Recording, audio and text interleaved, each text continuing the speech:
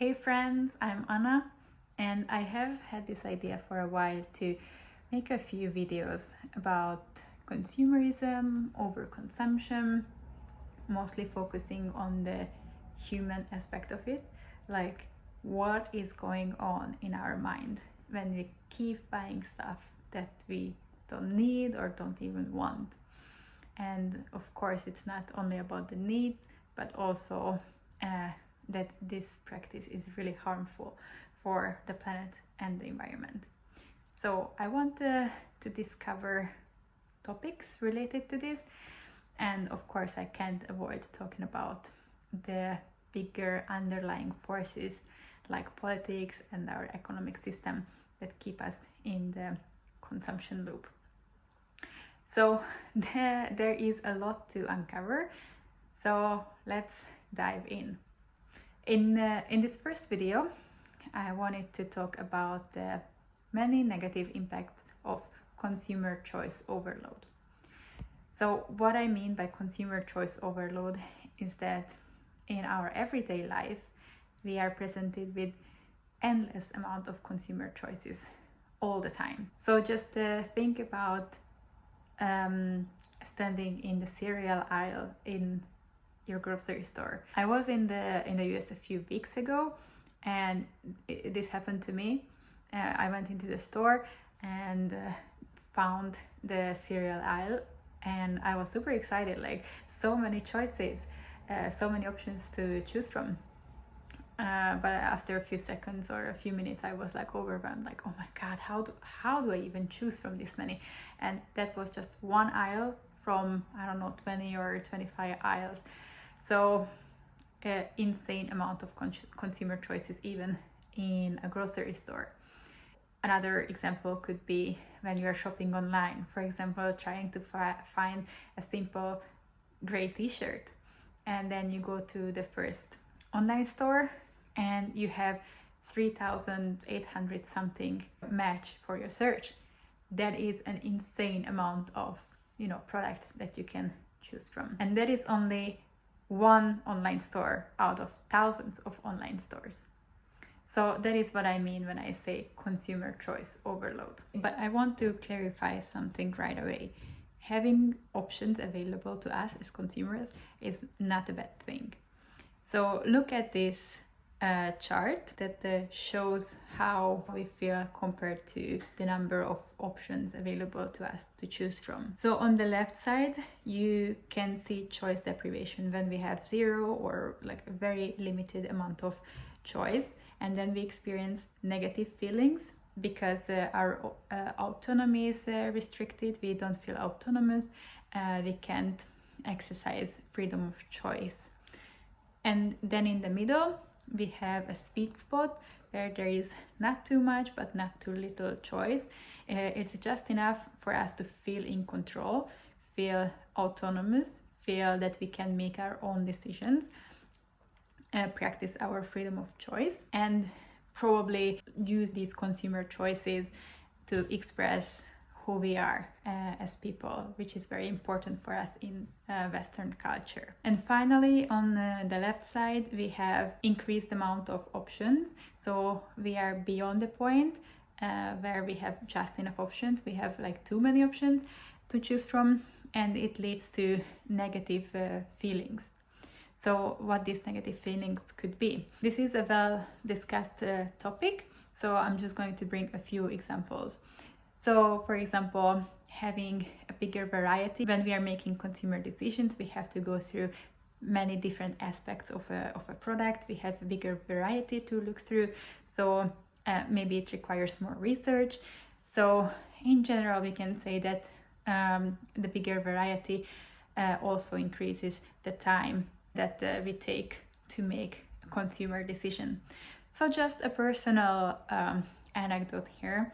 A few months ago, I decided to buy a face cream, and I went to the closest department store, and when I entered, I was so happy to see the shelf after shelf of face creams, and I expected like spending 10 minutes because there must be something that is, like I can just buy. But then I spent 40 minutes standing in front of the shelves and running around in the store trying to figure out what do I even need to consider, because there is the price range, there is the brand, there is the consistency, like do I want serum, do I want a cream, do I want a gel, like how should I know?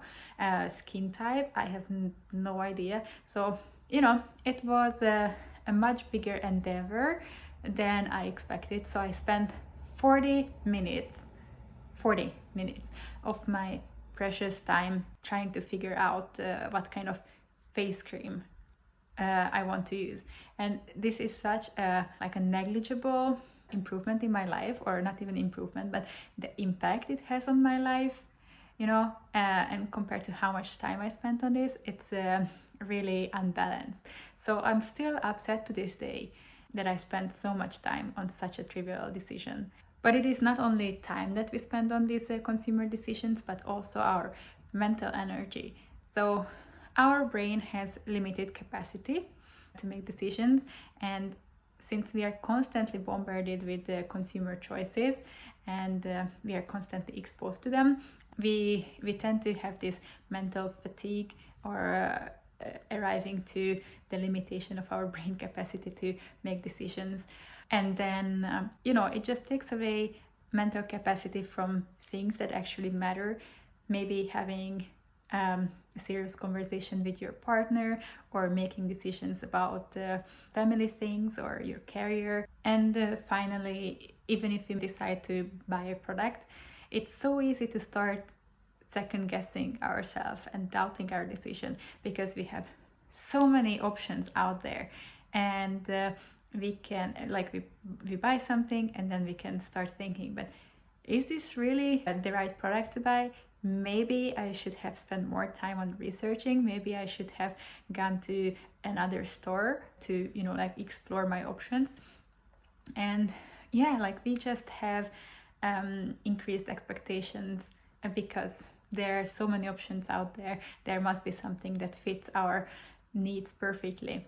So regret and dissatisfaction with our choices can also be a negative impact of having this huge amount, kind of endless amount of consumer choices. So as I mentioned before, this is a well discussed topic, how choice overload can have negative impact on our mental well-being.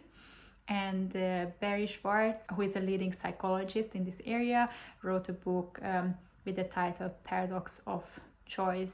So if you see paradox of choice, that usually refers to this phenomenon, meaning that generally we think that having more choice is good for us, but in reality it can backfire, and instead of liberating us, it can paralyze us, it can make us overwhelmed, and make us more dissatisfied with our final choices. And usually this is how far discussion goes around paradox of choice. So the focus is on the negative impact on our mental health.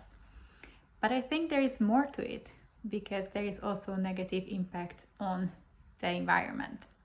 So as I mentioned before, our brain has limited capacity to deal with decision making.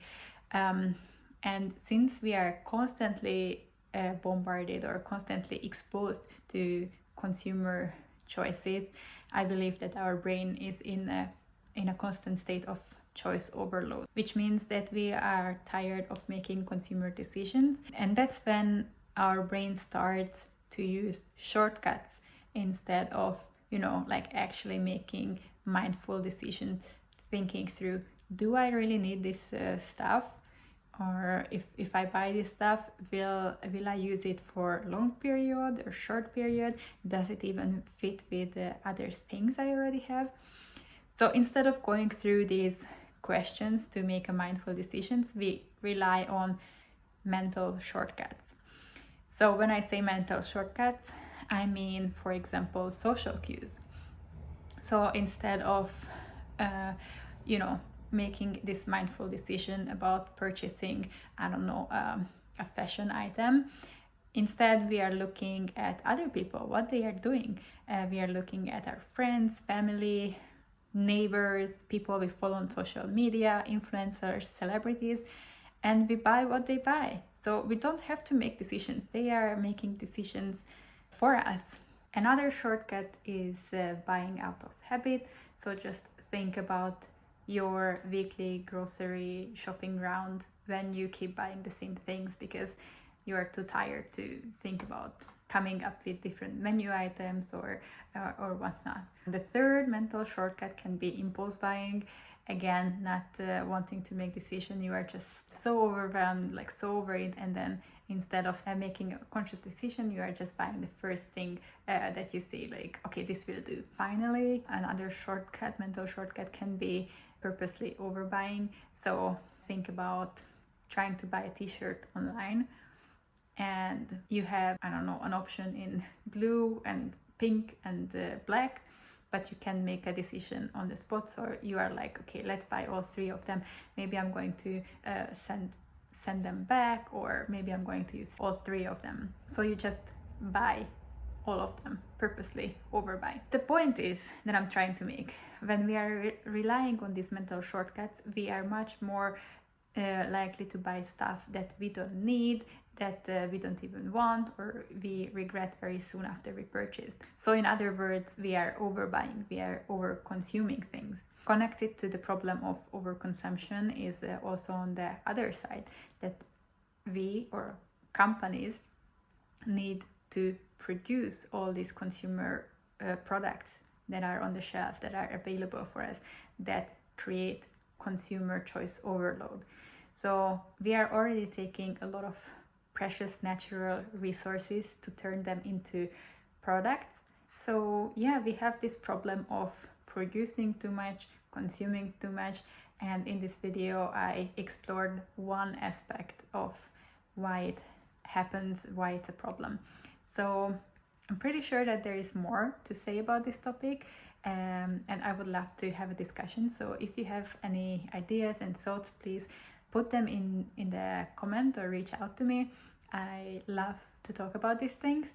And if you like the video, if you thought that this is an interesting topic, this is an interesting angle, then please like the video because then I know that I should keep making videos like this. So thank you and bye.